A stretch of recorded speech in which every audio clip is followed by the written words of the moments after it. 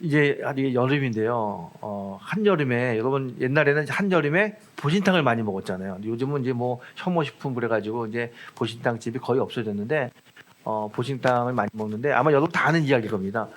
충청도 사람들한테 이제 사람들이 이야기하잖아요. 당신 보신탕을 먹습니까? 라고 이야기할 때 충청도 말로 뭐라고 하는지 아세요, 여러분? 네, 맞아요. 충청도 말로 개혀 그런다고 합니다. 저는 이 이야기 듣고 굉장히 한참 웃은 적이 있어요. 아, 야, 충청도 사람 참 재밌다. 그 긴 문장을 개혀 이 한마디에 다 할 수 있으니 얼마나 재밌습니까? 저는 개인적으로는 충청도 좋더라고요. 제가 이 충청도 사람을 잠깐 만난 적이 있어요. 이제 그 여기 안에 없죠, 여기.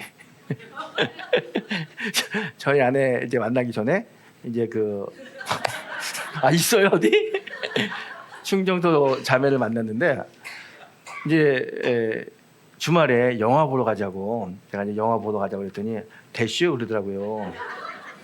그런가 보다, 바쁜가 보다 그랬어요. 그랬더니 그 나중에 아니 나 저한테 막 화를 내는 거예요. 주말에 영화 보러 가자고 그래가지고 기다렸는데 왜 아무 얘기를 안 하는 거예요. 아니 자기가 대쉬 그래가지고 나는 안 한 줄 알았지. 그랬더니 알겠다. 내가 알겠다. 이번 주에는 꼭 내가 예매하고 영화 같이 보자고 그랬더니 대쉬 그러더라고요. 그래서 기다렸더니 안 와 또. 그래서 왜 안 하냐 그랬더니 자기가 됐다 그러지 않았냐고. 똑같은 말을 하는데 대슈가 어떤 때는 영화를 보자는 얘기가 되고 어떤 때는 싫다는 얘기가 되고 되게 헷갈리더라고요. 그래서 그 이야기를 할 때 저 자매가 무슨 이야기를 하는지 그냥 곰곰이 생각했던 그런 경험이 있어요. 여러분 이 성경이 또 꼭 그런 것 같아요. 저는 성경을 읽을 때마다 충청도 사람하고 이야기하는 것 같다 그렇게 생각합니다.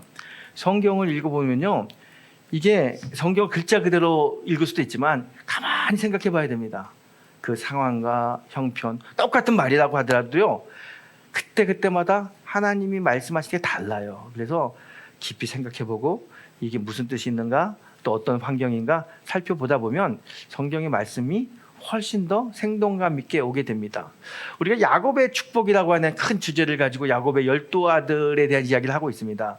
성경의 이야기를 딱 보면서 느낄 수 있겠지만 그 속에 숨겨져 있는 하나님의 뜻을 깊이 묵상하다 보면 이 야곱의 축복, 야곱 아들들에게 준 축복이 이 시대를 살아가고 있는 우리들에게 주시는 굉장히 놀라운 말씀이 있습니다. 어떤 사람은 복을 받고 어떤 사람은 복을 받지 못하는 그 이유가 내 삶 속에 다 투영되고 있어요. 그래서 좀 깊이 묵상하면서 이 야곱의 축복의 말씀을 함께 나누는 그런 시간이 됐으면 좋겠습니다. 오늘은 야곱의 축복 그 두 번째, 야곱의 아들 시몬과 레위에 관한 이야기입니다. 오늘 본문은 아버지 야곱이 임종을 앞두고 12 아들을 불러 모아놓고 마지막으로 유언적 축복을 하고 있습니다. 이제 시몬과 레위를 부릅니다. 시몬과 레위를 부르는데 보통 아버지가 12 아들 불러놓고 한 사람 한 사람 이름을 부르며 복을 빌어주는데 이 시몬과 레위는 한꺼번에 불러요. 한꺼번에 부릅니다. 성경도 오늘 본문을 보게 되면 그들이라고 표현하고 있습니다.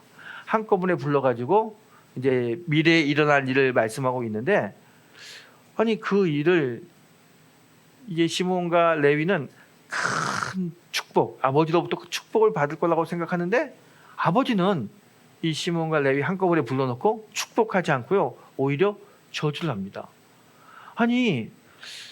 왜 시몬과 레위에게 이 아버지 야곱이 축복을 빌어주지 않을까? 다른 아들들에게 복을 빌어주면서 왜 이들에게는 복을 빌어주지 않을까?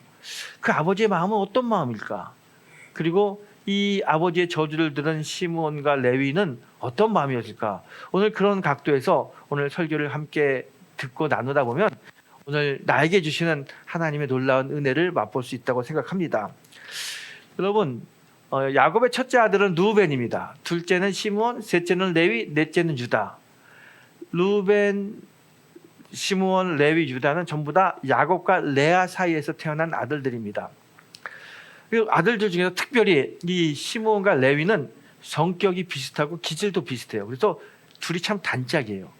여러분, 여러 형제들 여러분 계신 분들은 알겠지만 형제들 중에서도 유독 나하고 친한 형제가 있어요. 형이든지 동생이든지 언니든지 누나든지 나하고 친한 사람이 있습니다. 이 시몬과 레위가 그런 사이예요.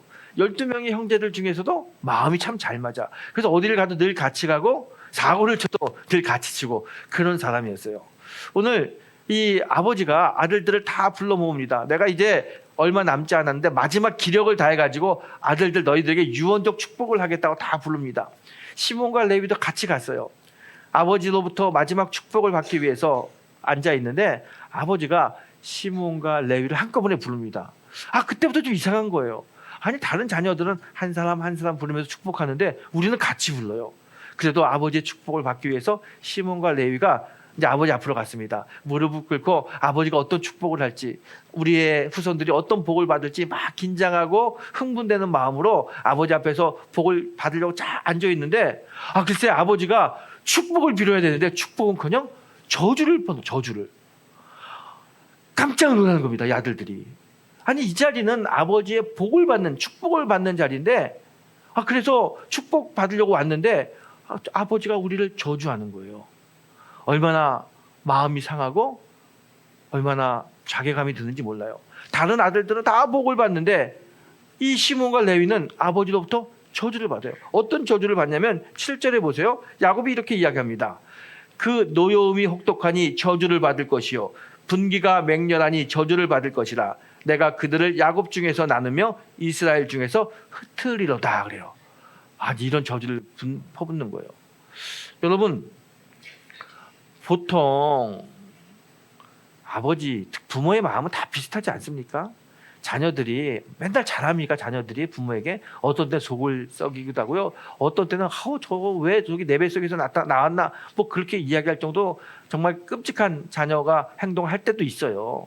그렇지만 그래도 내가 낳은 자식이고 내가 낳은 아들 딸이잖아요. 마지막에 이제 하늘나라 갈 때 그 나를 속삭이고 나에게 아픔을 준 자녀라 할지라도 축복을 빌어주고 하나님 우리 아들 좀 모자라지만 우리 딸 좀 약하지만 하나님 축복해 주세요. 지켜주세요. 이렇게 복을 빌고 떠나는 게 부모의 마음 아니겠습니까? 아마 모든 부모라면 자식이 어떻게 생활했던 것 둘째 문제고 정말 진심으로 복을 빌어주고 하늘나라로 가는 게 부모의 마음일 겁니다. 그런데 이 야곱은 자녀들을 축복해 주겠다고 불러놓고 축복은커녕 저주를 하는 거예요. 도대체 이 시몬과 레위는 이 아버지의 마음이 이해가 되지 않습니다. 그리고 다른 자녀들 비교하면서 너무 자괴감을 느끼고 있어요. 도대체 왜 야곱은 자신의 아들을 이렇게 저주할까? 이게 아버지로서 좀 모자라는 거 아니야? 이상한 거 아니야? 이렇게 생각할 수 있을 거예요. 이 본문만 보면 그런 생각이 듭니다. 그런데 여러분 우리가 한 가지 알아야 될 게 있어요. 오늘 지금 야곱이 자녀들을 불러 모아놓고 축복하는데 이 축복의 말씀은 야곱의 이야기가 아닙니다. 야곱의 말이 아니에요. 이 축복은 누구의 말입니까? 누구의 말이에요? 하나님의 말이에요. 야곱의 입술을 빌려서 말씀하시는 하나님의 말씀입니다. 사실 글자 그대로 보게 되면 야곱이 자녀를 저주하는 것 같습니다. 하지만 야곱의 저주가 아닙니다. 이건 누구의 저주냐면 하나님의 저주예요. 하나님이 시몬과 레위를 저주하는 겁니다. 축복을 주지 않아요. 도대체 왜 하나님은 시몬과 레위를 이렇게 저주하실까? 왜 그럴까? 여러분 그 답은 성경이 이렇게 이야기하고 있습니다. 왜 하나님이 시몬과 레위를 저주하는지 성경은 그들이 가지고 있는 분노와 혈기 때문이다 이렇게 이야기해요. 여러분 이 시몬과 레위가 하나님의 복을 받지 못한 이유는 뭐냐면 그들 안에 있는 분노와 혈기 때문이에요. 여러분 6절을 한번 다시 보겠습니다. 제가 다시 읽어드릴게요. 내 호나 그들의 모의에 상관하지 말지어다. 내 영광과 그들의 집회에 참여하지 말지어다. 그들이 그들의 분노대로 사람을 죽이고 그들의 혈기대로 소의 발목 심줄을 끊었음이로다 그래요. 이게 무슨 말이냐면 이 말씀은 창세기 34장에 나오는 사건을 이야기하고 있습니다. 창세기 44장에 이런 사건이 있습니다. 야곱의 딸 디나가 이 하몬의 아들 세겜에게 성폭행을 당합니다. 이 성폭행을 당한 다음에 이 세겜이 야곱을 찾아와요. 그리고 뭐라고 이야기하냐면 디나와 결혼하고 싶다는 거예요. 디나를 자기 아내로 달라고 이야기합니다. 이 말을 듣는 야곱과 그의 형제들이 너무너무 화가 나는 거예요. 아니 우리 누이를 성폭행하고 결혼하려고 해? 참을 수가 없죠. 뭐 화가 나요. 정말 이 분노 때문에 어떻게 할 수가 없어요. 그런데 이 야곱의 아들, 특별히 이 시몬과 레위니 뭐라고 이야기하냐면 그렇게 하겠다 그래요. 우리 누이를 너와 결혼시키겠다.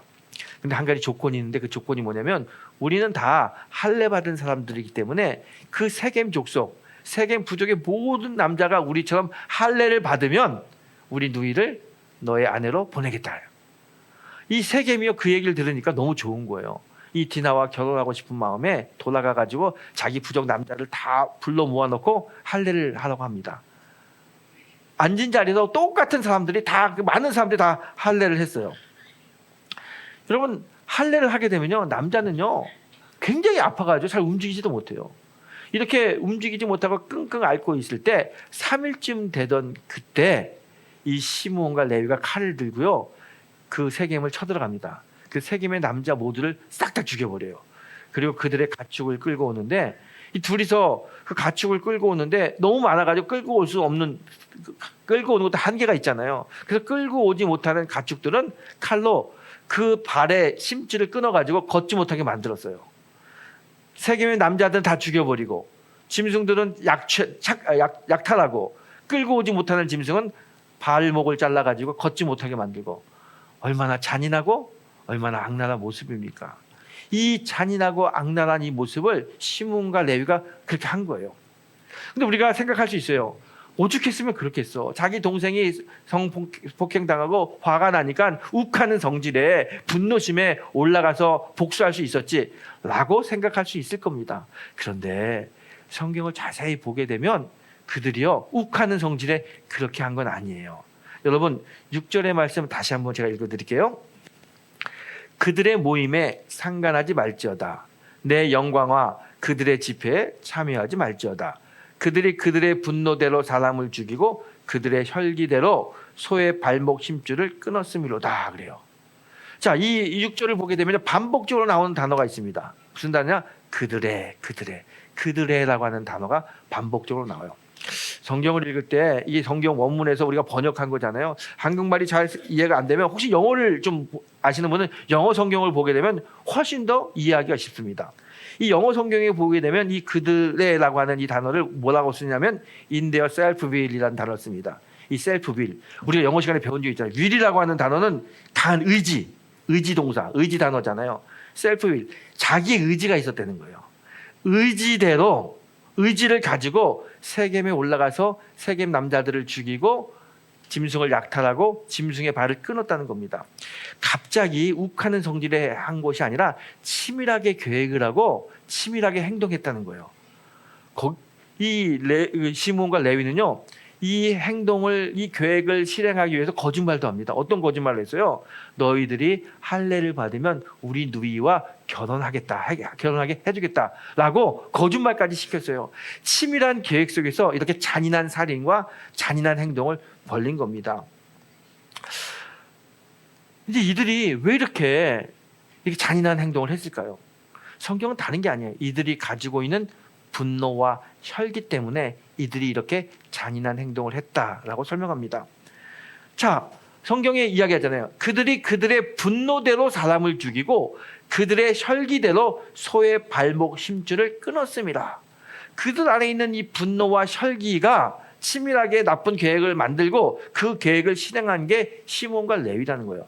그래서 하나님이 이 시몬과 레위에게 그 후손들에게 축복하지 않습니다.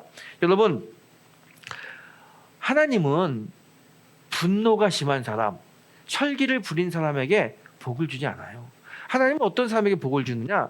하나님은 온유한 사람, 사랑이 많은 사람에게 복을 주시는 인애의 하나님입니다. 여러분, 우리가요 분노하고 혈기를 부리게 되면 다른 사람을 힘들게 하고 다른 사람에게 독침을 놓는다고 생각하는데 사실은 분노와 혈기는 나에게 독침을 놓는 것과 똑같습니다. 그래서 분노가 많은 사람, 혈기가 많은 사람은 결국 되는 일이 없습니다. 결국 점점점 망하게 됩니다. 그래서 불행하게 되는 거죠. 그래서 분노와 혈기는 나에게 내가 놓는 독침과 같다라고 이야기하는 겁니다. 이 시몬과 레위가 분노가 심하고 혈기가 심했어요. 그래서 결국 어떻게 됩니까? 야곱이 저주하죠. 뭐라고 저주합니까? 그들은 야곱 중에서 나누며 이스라엘 중에서 흩으리로다. 하나님이 야곱의 입을 통해서 그들에게 이렇게 이야기합니다. 너희들의 후손은 다 흩어지고 너희들의 후손은 이제 이스라엘 중에서 조그만 곳에서 얻어 살게 될 거다라고 말씀하시는 거예요. 이게 어떻게 이루어지냐면요. 민수기 26장을 보게 되면 이런 이야기가 나옵니다. 이스라엘 백성들이 애굽에서 탈출해요. 이걸 우리가 출애굽한다고 하죠. 출애굽하자마자 하나님이 모세에게 뭐라고 말씀하시냐면 인구를 다 계수하라고 그래요. 12지파의 인구를 다 계수합니다. 그랬더니 각 지파마다 인구수가 다 비슷해요. 그리고 이제 가나안을 향해 갑니다. 40년 동안 광야 생활을 했어요. 광야 생활을 40년 한 다음에 이들이 어디에 오냐면 이제 요단강 앞에 옵니다. 요단강을 건너면 그렇게 꿈에 그리던 가나안에 들어가는 거예요. 그 가나안 입구에 딱 도착했을 때 하나님 모세에게 다시 말씀합니다. 뭐라고 말씀하시냐면 이스라엘 12지파의 인구를 다시 조사하라고 그래요. 그래서 2차 인구 조사가 실행됩니다. 모세가 인구 조사를 다 했더니 새로운 깜짝 놀라는 결과가 나타나는 거예요. 분명히 출애굽하자마자 인구 조사를 할 때는 12지파 모든 지파가 다 비슷한 인구였는데 이번에 인구 조사를 해보니 시므온 지파의 인구가 2만 1,000명이에요. 그런데 유다 지파의 인구는 7만 6,500명입니다. 이사갈 지파는 6만 4,300명, 스불론 지파는 6만 500명. 거의 모든 지파가 6만 명에서 7만 명이 되는 거예요. 그런데 유독 이 시므온 지파와 레위 지파만 처음에 나올 때 그대로 2만 명 정도 수준을 유지하고 있는 거예요. 40년 동안 광야 생활하면서 같이 먹고 같이 자고 같은 환경 속에 살았어요. 그런데 40년이 지난 다음에 한 지파는 그대로 머무르는데 다른 지파는 그 시므온과 레위 지파에 비해서 2배, 3배로 부흥했어요. 이들은 수적으로 부흥하지 못했습니다. 그러다 보니까 어떤 일이 벌어지냐면 이제 가나안에 들어가서 전쟁해가지고 가나안 족속을 몰라내고 땅을 기업으로 차지해야 되는데 이 시므온 지파는 단독적으로 싸워서 이길 수 있는 능력이 안 돼요. 인구가 너무 작아. 그래서 유다 지파에 붙어가지고 이제 싸움을 하고 땅을 차지합니다. 유다 지파가 차지한 땅에서 성읍 몇 개를 얻어서 살게 되는 게 시므온 지파예요. 그래서 이스라엘 중에서 그 유다 지파 속에 계속 속해서 살게 되는 거예요. 자기 지파의 고유의 땅을 차지하지 못하고 이렇게 유다 지파 속에 섞여서 쉽게 말하면 좀 꼽살이 껴가지고 살게 되는 거죠. 레위 지파도 마찬가지입니다. 레위 지파도 땅을 차지해야 되는데 하나님이 그들에게 땅을 차지하는 것을 허락하지 않았어요. 그래서 레위 지파는 뿔뿔이 흩어져가지고 12지파 다 그 속에 흩어져 살게 됩니다. 유일하게 기업을 물려받지 못한 지파가 레위 지파입니다. 그래서 레위 지파는 나중에 이제 그 제사를 돕는 제사장의 지파가 되는 거죠. 여러분 오늘 보세요. 하나님이 시몬과 레위에게 축복하지 않아요. 그리고 오히려 저주합니다. 너희 후손들이 다 흩어질 거라고, 땅을 기업으로 받지 못할 거라고 말씀하셨는데 그 말씀대로 그대로 이루어지지 않습니까? 여러분 분노와 혈기는 하나님의 축복을 받지 못하는 사탄의 도구입니다. 분노가 많은 사람, 혈기가 있는 사람은 절대로 하나님의 축복을 받지 못합니다. 그래서 우리가 쉽게 분노하고 혈기를 잘 부린다면 그게요 나의 인생의 앞길을 스스로 막는 것과 똑같아요. 그래서 절대로 분노하고 혈기를 부리면 안 되고 그걸 우리가 다스릴 수 있어야 됩니다. 분노와 혈기가 있는 사람은 궁극적으로 불행해집니다. 저는 이런 걸 경험한 적이 있어요. 박근혜 대통령이 탄핵당할 때 광화문에서 촛불 시위를 하잖아요. 또 반대편에서는 태극기 시위를 합니다. 그때부터 태극기, 촛불이라는 얘기가 나오잖아요. 이 두 태극기와 촛불에 속한 사람들이 이제 세대가 나눠지고 이념이 나눠지다 보니까 격렬하게 싸운 적이 있어요. 한 번은 이 가정에 시아버지는 태극기 집회 나가고 며느리는 촛불 집회 나가는 거예요. 그래서 만나면 둘이 그것 때문에 계속 언쟁을 합니다. 서로 언쟁을 해도 그냥 서로 좀 이해하고 상대방의 입장을 들어주면 되는데 이 며느리가 또박또박 하나도 지지 않고 아버지에게 대들면서 이야기하니까 이 시아버지가 뭐 화가 나요. 안 그래도 좀 혈기가 좀 있는 분인데 막 분을 참지 못해가지고 참다 분을 참지 못해서 며느리 따귀를 때려버렸어요. 그냥. 그래가지고 난리가 난 거예요. 이게 며느리는 이제 시댁가 안 가고 또 며느리 집에서는 우리 딸을 따귀를 때리는 시아버지라고 싸움이 붙고 결국은 가정이 깨어졌습니다. 그 시아버지가 분노를 참지 못하니까 멀쩡히 잘 살고 있는 아들 가정이 깨어졌어요. 이런 아픔이 어디 있습니까? 이런 아픔이 왜 일어나요? 좀 인내하지 못하고 혈기를 참지 못하기 때문에 이런 불행이 오는 거예요. 여러분, 혈기를 참지 못하고 분노하면 인생이 점점 힘들어집니다. 그걸 잘 나타내는 성경의 이야기가 사울과 다윗과 사울의 이야기예요.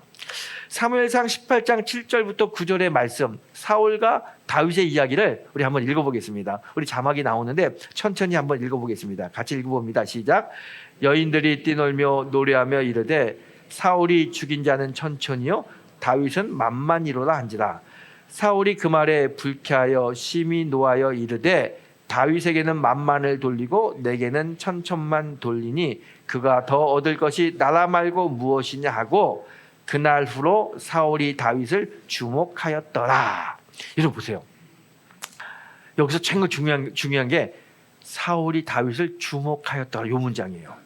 어떤 일이 일어나면 전쟁에서 돌아오는데 그 동네의 여자들이 막 찬양하는데 사울이 죽인 사람은 천명이고 다윗이 죽인 사람은 만만이다. 다윗을 칭찬해요. 그 이야기를 들은 사울이 아까 마음에 뭐예요? 분노하는 거예요. 아니 나에게는 천천의 영광을 돌리고 다윗에게는 만만의 영광을 돌려 막 분노하게 되는 겁니다. 좀 마음이 너그러우면 다윗이 한참 어리고 또 자기의 부하잖아요. 아유 내 부하가 참 잘됐다. 그렇게 넉넉하게 생각하면 되는데 이 사울이 혈기가 있고 분노가 심하니까 그게 안 되는 거예요. 그리고 다윗이 뭐예요? 사울이 다윗을 주목하여 보았다. 그때부터 뭐냐면 주목하여 보다 이 이야기는 분노와 혈기를 가지고 다윗을 봤다는 거예요. 분노와 혈기로 다윗을 보는 그 순간부터 다윗의 인생이 사울의 인생이 꼬이기 시작하는 거예요.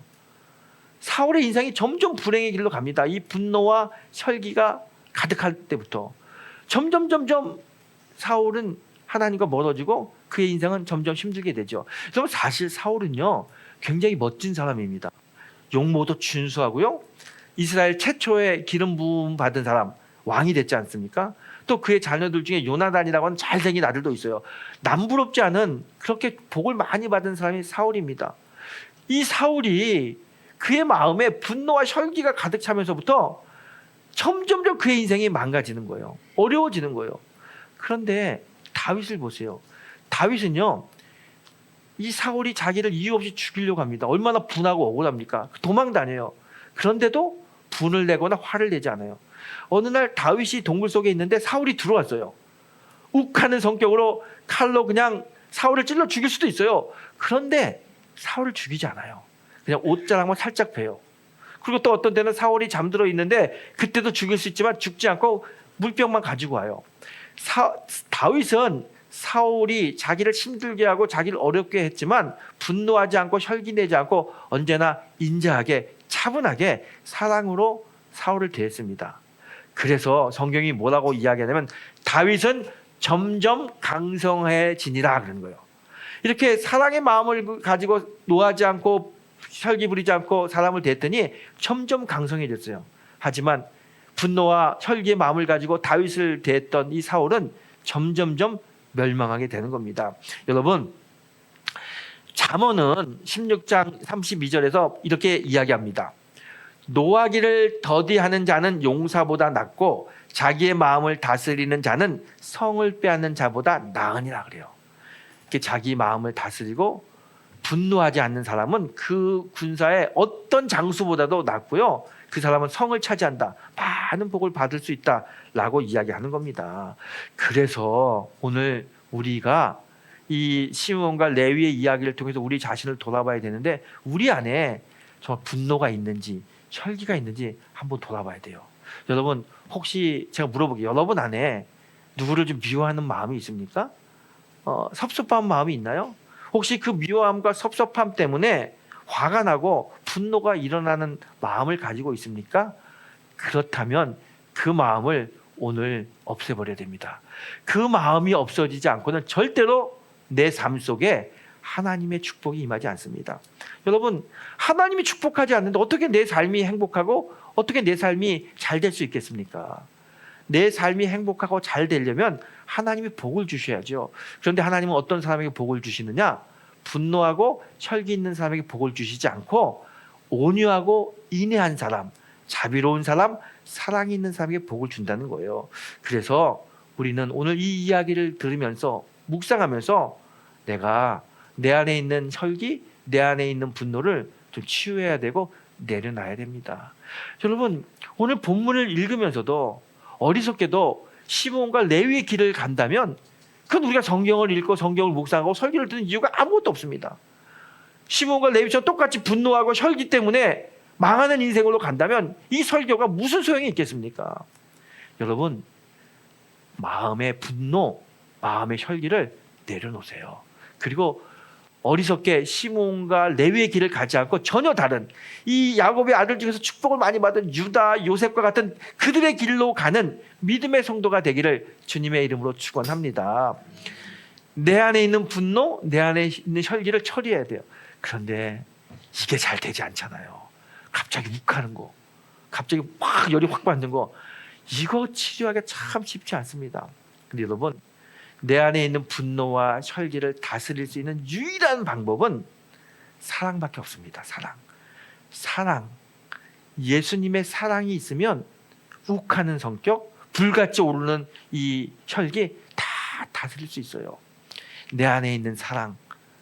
그런데 이 사랑이 어떻게 사랑을 내 안에 채울 수 있겠습니까? 어떻게 사랑으로 분노를 누르고 혈기를 다스릴 수 있겠습니까? 방법은 하나예요.